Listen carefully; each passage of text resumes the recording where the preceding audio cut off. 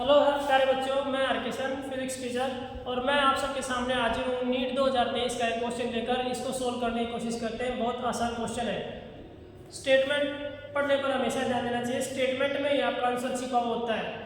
A football player is moving southward and suddenly turns eastward with the same speed to avoid an opponent.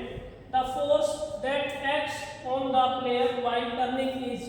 एक football player है जो starting में south direction में जा रहा था, उसका वेलोसिटी वेक्टर की डायरेक्शन थी साउथवर्ड। ओपोनेंट प्लेयर दिखाई दिया, वो एकदम से मुड़ गया ईस्ट डायरेक्शन में।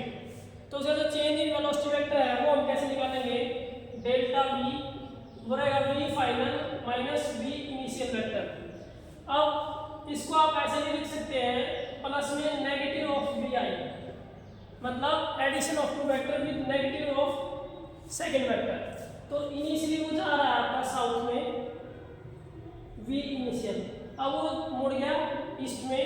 यहाँ डायरेक्शन देख सकते हैं ईस्ट वेस्ट नॉर्थ साउथ, इस तरफ उसका फाइनल वेक्टर है। तो हमने क्या करना है, जो इनिशियल वेक्टर है उसका नेगेटिव बनाना है पहले। तो ये इनिशियल है, इसका नेगेटिव ये रहेगा, मैग्नीट्यूड सेम है। इसने बोला है विद सेम स्पीड, जब वो मुड़ा तो स्पीड क्या रहेगी? सेम। तो ये दोनों का मैग्नीट्यूड क्या आपका? सेम। जब दो वेक्टर्स 90 डिग्री पे एक्ट कर रहे हैं तो उनका रिजल्टेंट जो आएगा वो डायगोनल के अलोंग आएगा। ये रहेगा आपका डेल्टा वी, इस तरह से।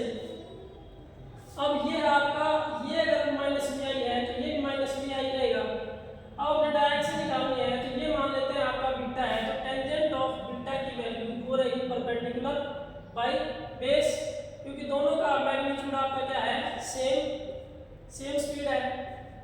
तो ये कैंसिल हो क्या देगा हमें? 1। तो टेंजेंट ऑफ द एंगल की वैल्यू अगर 1 आई है तो इसका मतलब टेंजेंट ऑफ 45 डिग्री है। तो ये जो एंगल आपका 45 डिग्री है, तो ये डायरेक्शन जो रहेगी ये ईस्ट, ठीक है, ये ईस्ट।